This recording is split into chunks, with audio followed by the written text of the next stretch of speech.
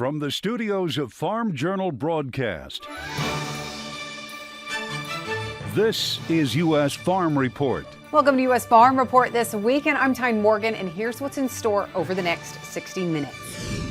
A historic win. It's the most major political comeback for anyone, I'm talking about Trump here, in the history of the United States. Buoyed by the rural vote, what a Trump presidency could mean for farmers. Also, we think perhaps 100% bonus depreciation might be coming back for farmers when they buy equipment or buildings. As ag braces for the possible impact on trade, the market's also watching USDA's latest changes in WASDE. We will break down the report. And a love for woodworking that grew into so much more. I had no shop, no tools, no money, so I began making little buildings out of matchsticks. How that turned into a lifelong journey of building matchstick marvels.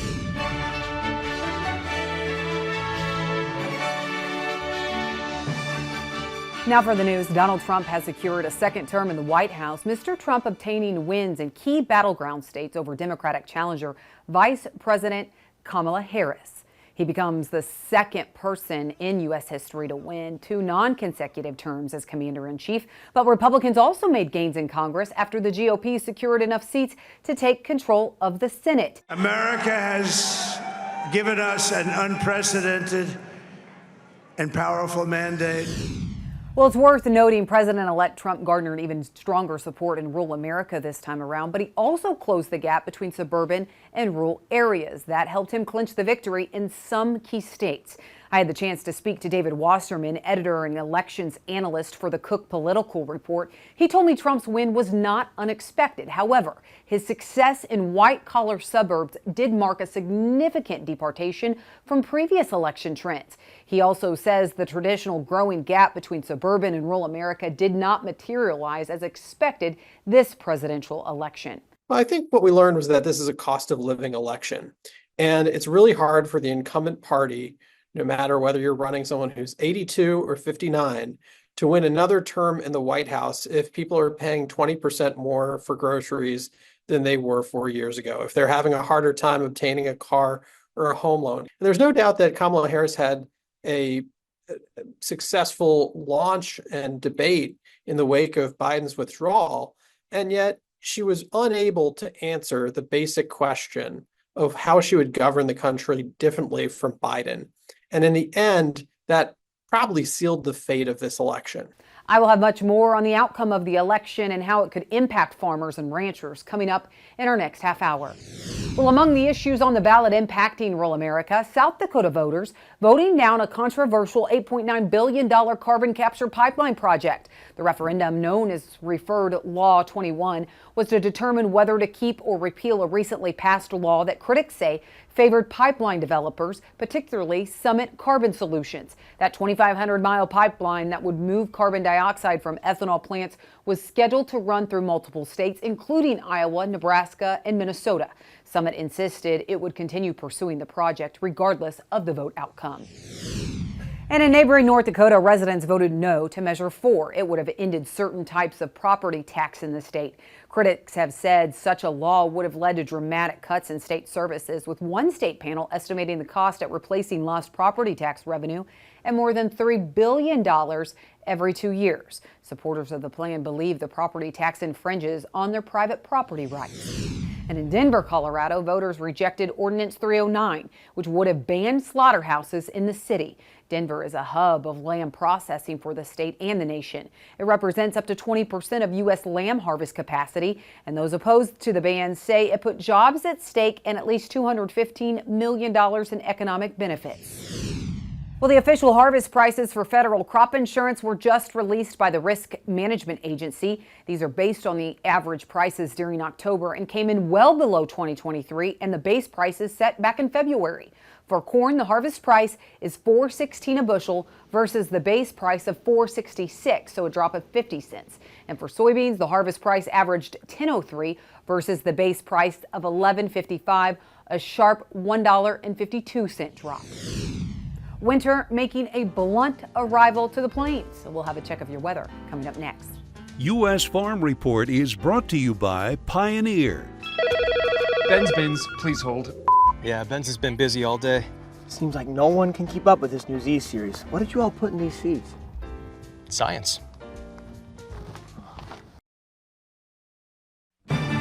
U.S. Farm Report weather is brought to you by H&S Manufacturing. Featuring 3 front windows and dual hydraulic gate delay, the top dog forage boxes make sure you get the most of every use. Learn more at the H&S website. Well, winter arriving to the plains Tuesday night and Wednesday. This is what it looked like on the Nebraska and Colorado border, with heavy snow falling along the I-80 and I-76 interchange, with most of the snow in the Cornhusker State staying west of North Platte.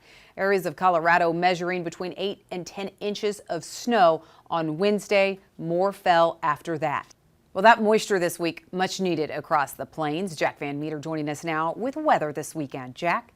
And for the first time, especially this month and the entire season, going to be dealing with some snowfall in the United States, specifically in eastern Colorado, just south of Denver. As I put this map in motion, we can see a lot of snow actually will be falling. And actually, when we make our way north to the Pacific Northwest, we are going to be seeing some snow amounts really start to shoot up, especially at those higher elevations, the northern Rocky Mountains. So kind of cool to start to see that switch towards winter so early in the season. Though here's our precipitation for the next 7 days, and we have 2 main systems that we're pretty much keeping our eyes on. First one is going to be with that low pressure system that is actually delivering snow currently, again, in eastern Colorado, and actually it's going to be tracking rain all the way out to the east coast there. So again, very good news, delivering a lot of helpful and healthy rain out there. And again, here's that next system slowly moving off the shore of the Pacific Ocean there, up there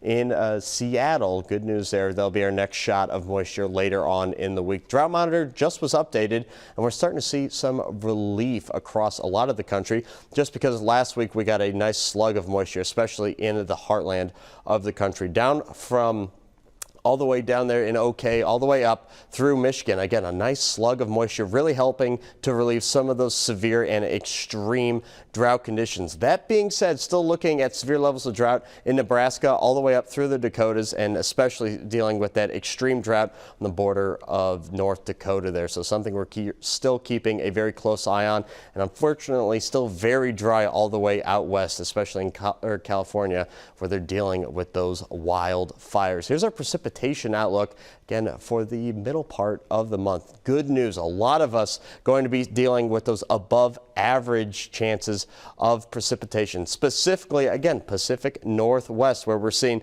that big bullseye where that next system will be coming ashore. And actually take a look at this map. I'm going to just step off real quick.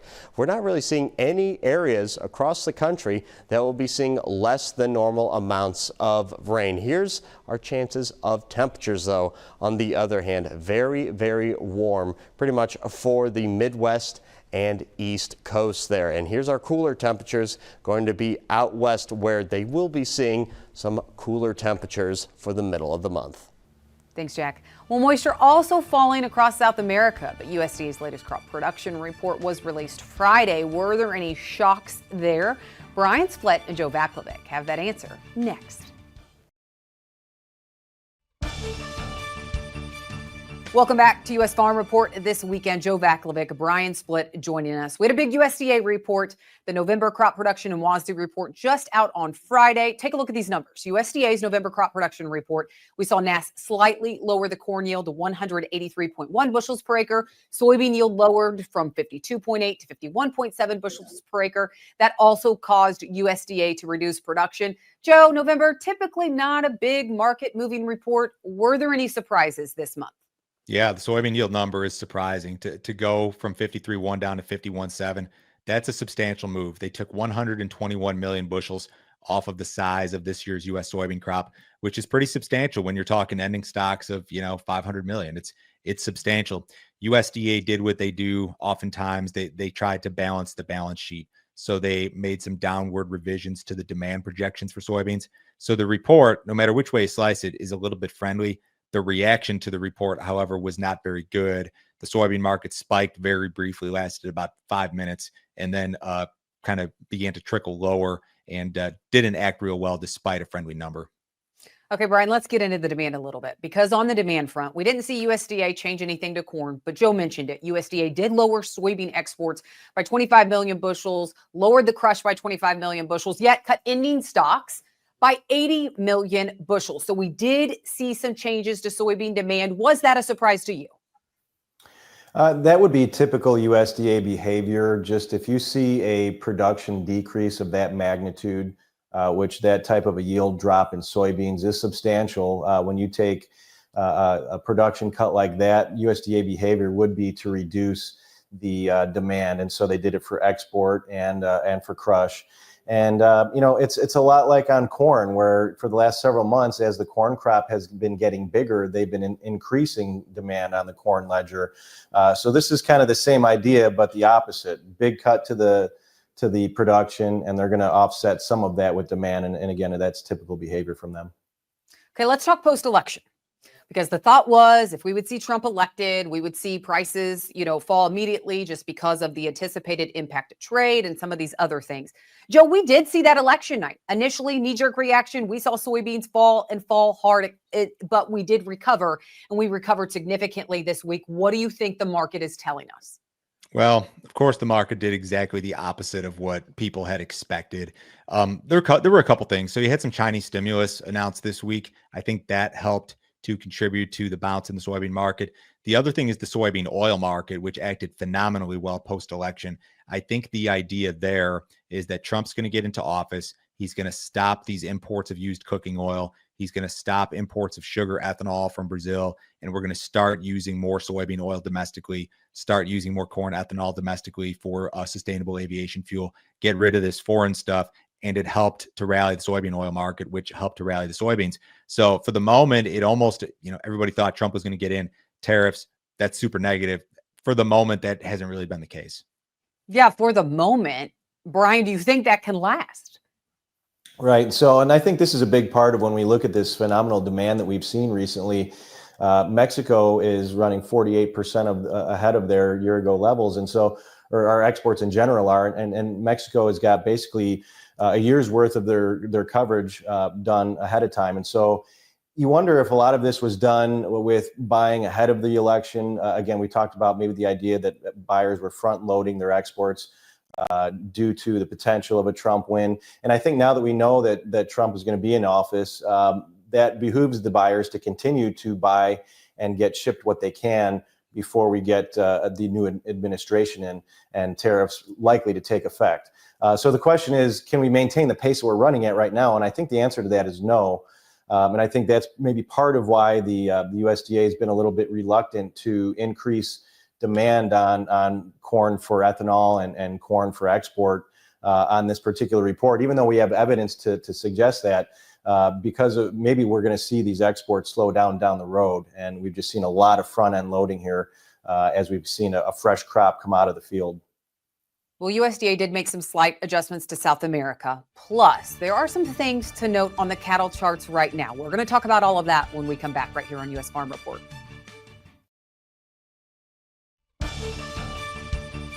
Welcome back to U.S. Farm Report this weekend. All right, actually, USDA making really no changes to South America. But, as we've seen South America get some rain, Joe, is the market focused on South America at all right now? So the crop in South America, soybean crop, is probably 2/3 planted in real time. They've caught the rains that they needed, and the forecast is wet. So for the moment, there's no weather threat. But at the same time, you're not really into the heart of the growing season that will make or break the crop. I think if you fast forward a month and the forecast is still wet and the rains are coming, that's where you could start to take weather premium or South American premium out of the soybean market. For the moment, I'd probably argue that there's still some premium there. But fast forward 4-6 weeks, if the trade is convinced that this Brazilian soybean crop is going to be 170 million metric tons or anywhere close to that, I think there's some downside risk in the soybean market. Okay, to follow up on that, Brian, do you think there is some premium built into the market right now? I do. I mean, I think we took some of the premium out when we got to the point where we knew that the rain was going to come and they were going to get the crop planted. But I think there's still another level of risk premium that they will likely take out, as Joe had mentioned, a couple months down the road, if it appears that weather looks good overall. And let's not forget, we had some issues last year in Brazil mainly in Mato Grosso, where there's a large portion of their production, about a third of it. And they had drought conditions. And so we grew about 150 million ton crop. And that's debatable whether you're looking at USDA or some of the South American agencies. But we have the potential to grow 170 million tons or more with a good crop down there. And with Chinese usage, roughly 9 million metric tons a month, we saw that it took them to July this year with a 150 million ton Brazil crop to come to the U.S. So does that allow them to push out to next September or October if they have another 20 to 24 million tons of South American beans to digest? So I do think that there is another level of lows to be had down the road, but they're going to wait until they're pretty comfortable with the idea that production is going to be there before they take that out. Joe, USDA, you mentioned China earlier, but USDA did also make some slight adjustments to China. What did they do there? I believe this was the second consecutive month that USDA reduced its China corn import forecast. They went from 19 million metric tons down to 16 million. We've seen a lot of corn sales out of the U.S. to unknown destinations as of late. I've been told that none of those have anything to do with China, and USDA indicating as much today. That's a reduced program, and it could come down a little bit further. China's got a lot of corn in the country domestically. It doesn't appear as if they're going to buy a whole lot, especially from the United States.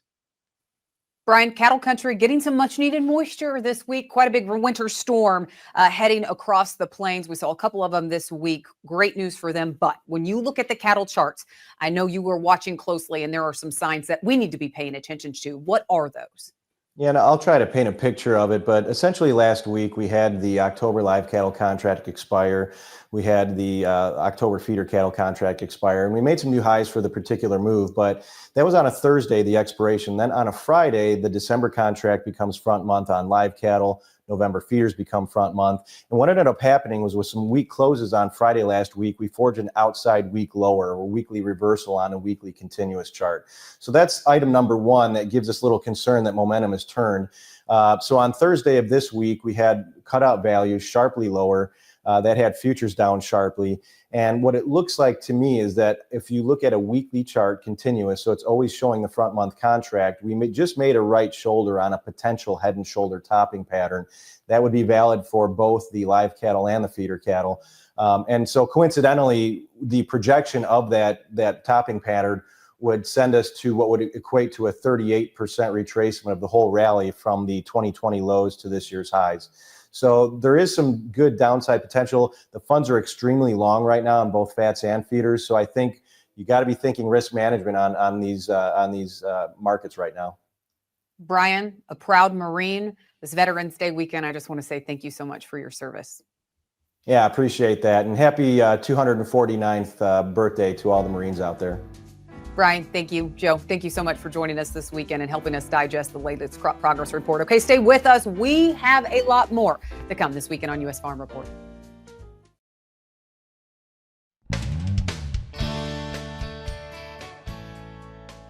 Hey, all you Farmall fans, stick around. Tractor Tales this week, we're headed to North Dakota.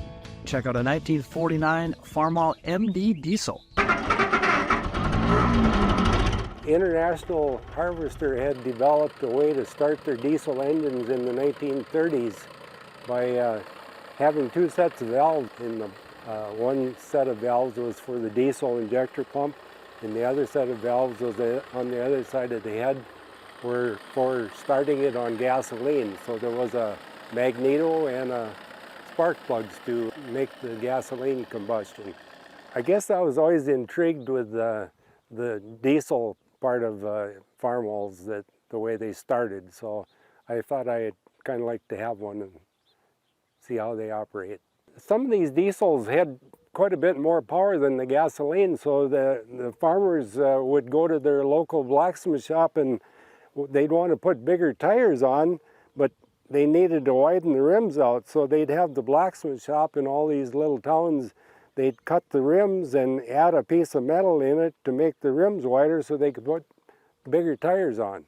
When you went from gasoline to diesel, you switched the levers so that it cut off the air to the gasoline part, and then it would provide air for the diesel part. I repainted it, and it really didn't need anything anything else done to it. Years ago, I did use it to mow the roadsides and stuff with it in the fall.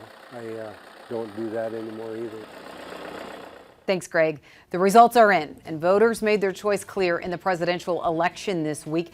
But how did the rule vote play into the overall picture, and what's the potential impact on agriculture? Well, that's our Farm Journal report next. You're watching U.S. Farm Report. Trusted, timely, tradition.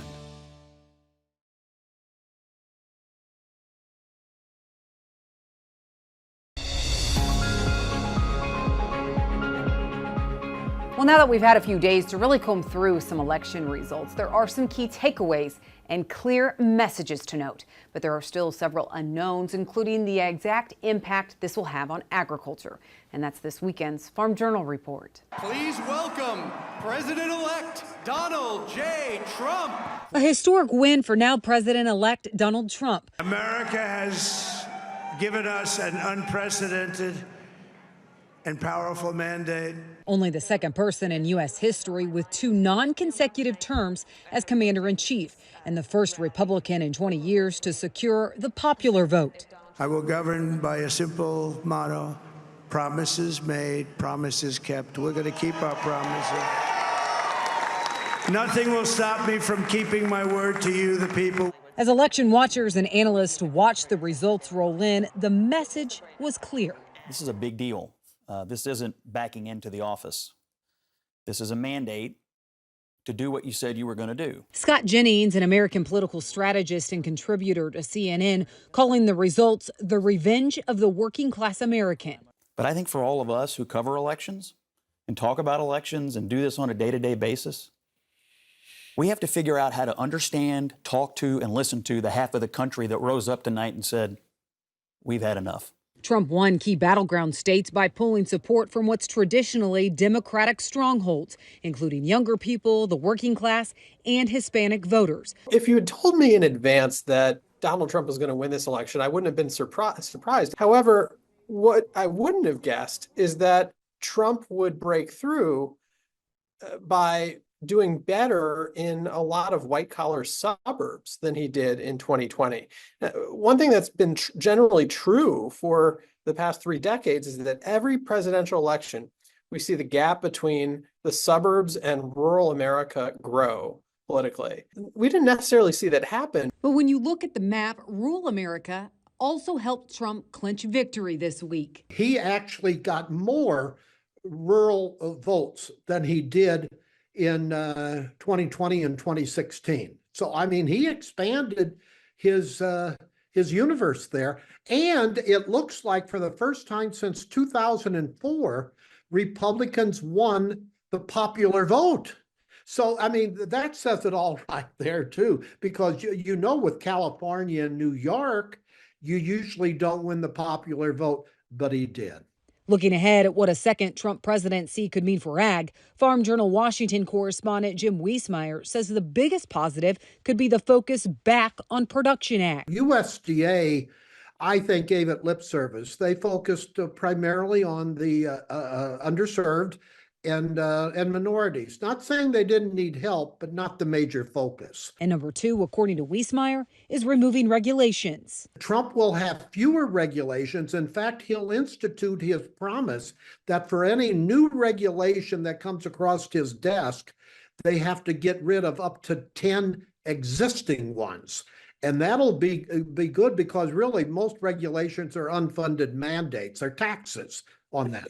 But one of the biggest changes that could impact farms across the U.S. is the anticipated change to tax policy. Well, I think we're definitely going to see no tax increases, that's for sure. Farm CPA Paul Neiffer says even though Trump campaigned on no tax on tips or Social Security, he doesn't see those proposals passing as it would leave too big of a hole in the budget deficit. But certainly the lifetime exemption that next year will be almost 14 million. I think that's going to be made permanent. And that's great news for our farmers that possibly are facing some estate taxes. Neiffer also thinks a possible major change under Trump is to the corporate tax rate. We could even see a reduction in the corporate tax rate down to maybe 15% for farmers.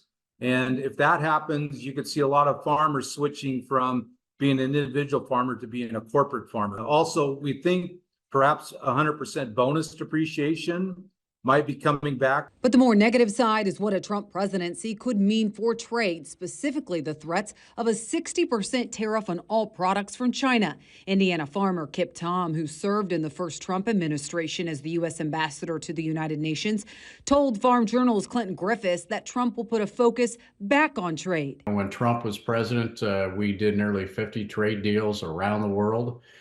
He did the phase 1 with China, and granted, we didn't get to phase 2 or phase 3, but the reality is he got it put together and he got it started following the trade war that we had with him for a little bit. So I think trade is going to be number one.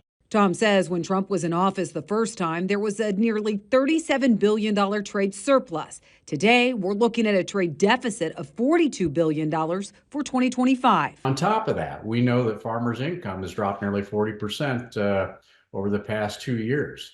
So those are big numbers. So I think it's built up on that trade. It's looking at other opportunities too. Robert Lighthizer was the U.S. trade representative under Trump. And Wiesmeyer says in a Trump 2.0 administration, Lighthizer could play an even bigger role. People tell me that he wants to be either Commerce Secretary or Treasury Secretary. Now that's a big seat at the table that would go into economic policy and trade policy. He would still have his fingers on trade policy. And Trump and Bob Lighthizer are two peas in a pod when it comes to using tariffs to get what they want in amongst our trading allies. Several names are being thrown around as the next U.S. Secretary of Agriculture, including Kip Tom. But one person Wiesmeyer is ruling out is Robert F. Kennedy Jr. But I will tell you, Trump will get his cabinet people who he wants. Reason? The Senate will have at least 53 under their control. So so the president's going to get the cabinet. I think any president should get the cabinet they deserve, with perhaps one caveat. RFK Jr. will not get approved by the incoming U.S. Senate. He's just too controversial. For now, it's a parlor game of whom Trump will tap to serve in key cabinet positions, as political analysts say this election will be one to remember. I'll remember it for, in one sense, being deja vu, where Donald Trump defied the polls for really the third time in a row and defeated a candidate whose candidacy was historic in nature, but also for kind of the normalcy that you felt when you kind of walked out into the street after the election was called. It's quite different from what we felt 8 years ago when people were shell-shocked. And now people aren't so shell-shocked that Trump won the election. He's become much more normalized as a political figure, even if the choices he makes for those who surround him in this next term could be more abnormal.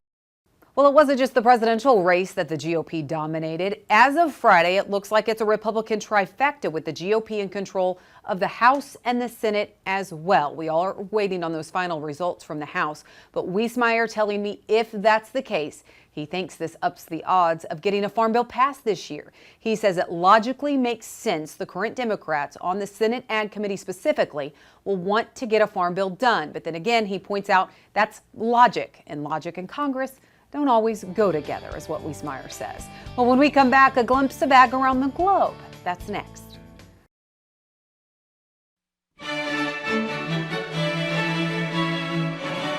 Now for a glimpse of ag around the globe. The latest U.S. red meat trade statistics show growth in beef in September. Exports of U.S. beef totaled almost 104,000 metric tons. That's up 5% year over year, while export value climbed 6%. You look at Japan and Mexico, both had very good months, up 10 and 20% respectively. And Taiwan, a very important chilled beef program market, up about 35% at 4,700 tons. And I think one of the themes that stands out on the beef side is that we are really starting to see the food service sector rebound throughout most of Asia. And a lot of that is being driven by tourism. Hallstrom says U.S. beef continues to perform well in Central America, up 15% just in September. Well, a new look at the pork industry says that despite improvements in profits, global pork producers are still cautious about herd rebuilding. That's the key takeaway from a report from Rabo Research. It says that although pork consumption is going in a positive direction, logistical challenges and potential impacts from La Nina weather system could further complicate the market. Researchers also say that changes in leadership, including here in the U.S., Mexico, as well as Japan, those could create a less supportive trade environment for pork next year.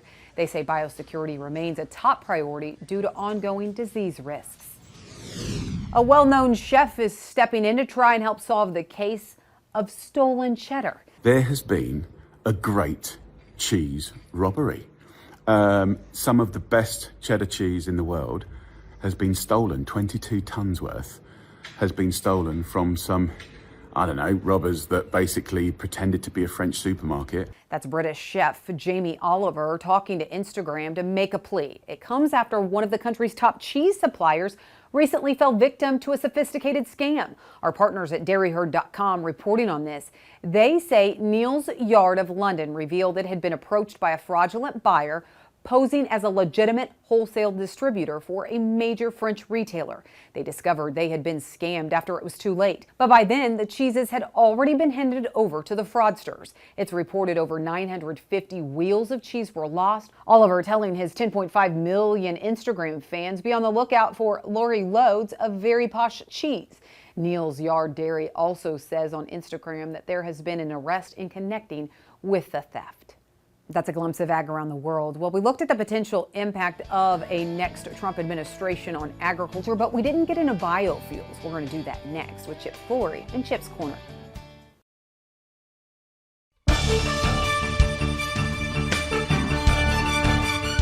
Welcome back to U.S. Farm Report this weekend. Chip Flory of AgriTalk joining us now. Chip, in our Farm Journal report, we really looked at the scope of the election. What did it tell us, some of the results versus the urban vote and the rural vote and how close it was together? But we also looked at the possible impact on ag.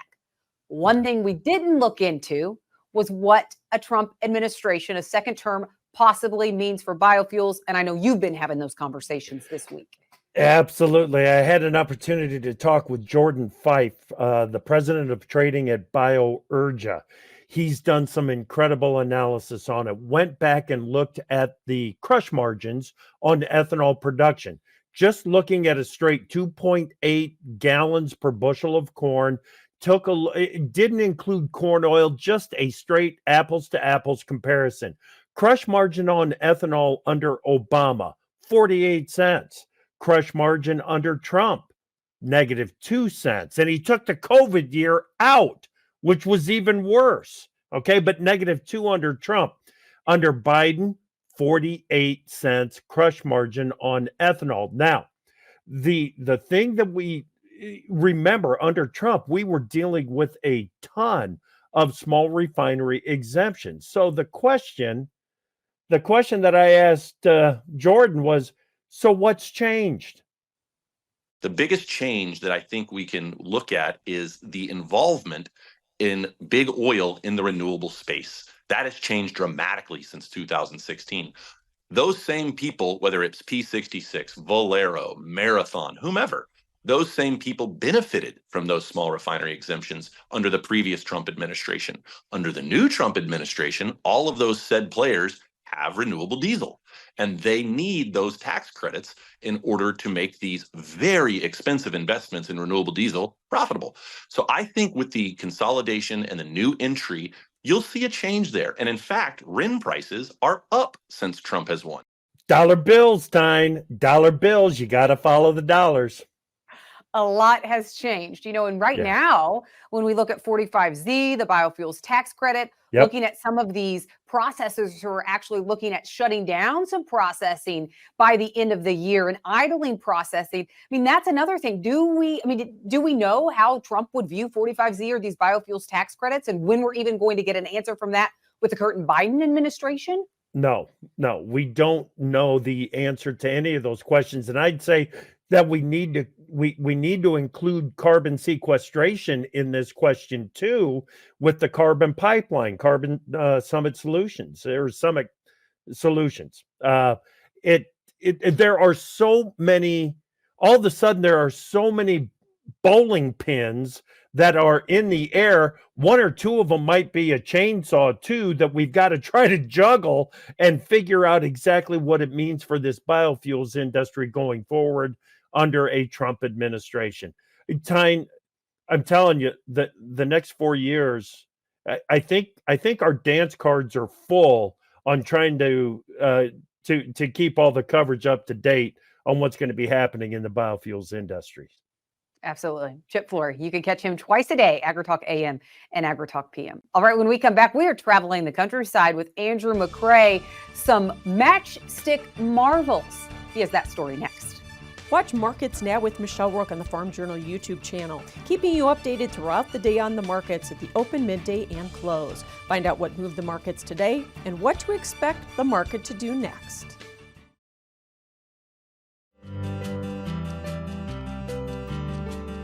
Well, a hobby that grew into so much more. Andrew McCrea travels the countryside to Iowa this weekend to uncover the story behind the matchstick marvels. Pat Atkins says he was always interested in woodworking. When he and his wife moved to Gladbrook, Iowa, fresh out of college so she could take a teaching job, a new adventure began for Pat. At the time, I was working nights. In the winter, I had nothing to do, waiting to go to work while she was gone. I had no shop, no tools, no money, so I began making little buildings out of matchsticks. It became a lifelong journey of building items out of matchsticks. It was fun, and it fit within his budget. Pat created small buildings from the matchsticks. One of the first was a barn that measured about 12 inches square and used 5,000 sticks. He built some more items, and soon people around town heard about his hobby. I was asked by the people of Gladbrook if I'd display some of these at our annual town festival, which I did, and it was obvious that people really took to them. The town of Gladbrook was in need of new city offices and a community room, and they decided it would be great to have an area devoted to displaying Pat's matchstick marvels that were continuing to grow in number, size, and complexity. That effort produced the building here today where people can see his amazing work. On the day I was there, he had recently completed another masterpiece. This is the town square from the Back to the Future movie. Mr. Sandman, bring me a treat. It's made from about 723,000 matchsticks. So it's not the largest. The largest thing I ever made was a steampunk locomotive, if you're familiar with steampunk. And it had over 1 million sticks in it. Today you can see many of his creations at Matchstick Marvels here in his hometown. And what is not here in town can be found in many points around the globe. The bulk of what is not here was purchased by Ripley's, believe it or not, for their museums around the world. The Back to the Future has been commissioned by Ripley's Entertainment too. So it's nice to know that I have models around the world. At the time of my visit, Pat had created about 80 large-scale models that may take well over a year and tens of thousands of matchsticks to create. He enjoys his pastime and says it's hard to pick out any particular favorite. I love the USS Iowa battleship. I love the United States Capitol. I love the Notre Dame Cathedral. The last U.S. maker of matchsticks closed several years ago and allowed Pat to buy some of the last of what they made. That may influence when he retires from his creative work. Well, they did one more run for me, and I ordered 5 million sticks, which is the equivalent of about $10,000 order. And I figured when I get through 5 million sticks, I'll call it good. This is truly something you need to come and see. Thousands of matchsticks creating everything from the U.S. Capitol to scenes from movies like Back to the Future. A special place here in small town Iowa. Traveling the countryside in Gladbrook, Iowa, I'm Andrew McCrea. Thanks, Andrew.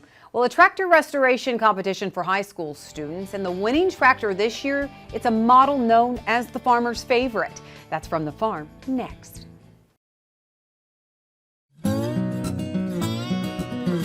And here's something that would make Machinery Pete proud. Check out the winner of this year's Chevron tractor restoration competition, and it's a beauty. The grand champion has been judged on their workbook and evaluation of the video, before-after photos, and most of all, their oral presentation and knowledge of their restoration to the judges. The entrant who has the honor of being the grand champion in 2024 is Tyler Billings. Congratulations. Please join me on stage to accept your $10,000 prize, as well as the coveted TRC Grand Champion belt buckle. Well, there you have it. Tyler Billings, a high school student from Floresville, Texas, taking home the grand prize from the Chevron Products Company's annual competition. Billings restored a 1980 John Deere 4440. The program is part of an initiative to inspire high school students to engage in hands-on learning while also gaining an understanding of engineering, mechanics, and the ag industry. Tyler said there were a couple of difficult parts to restoration, but he was able to work through them. He told the judges his dad served as his mentor through the entire process. Well, how can you put a price tag on that? That's all the time we have this weekend. Thank you so much for watching. Be sure to join us again next weekend right here in the studio as we work to build on our tradition. Have a great weekend, everyone.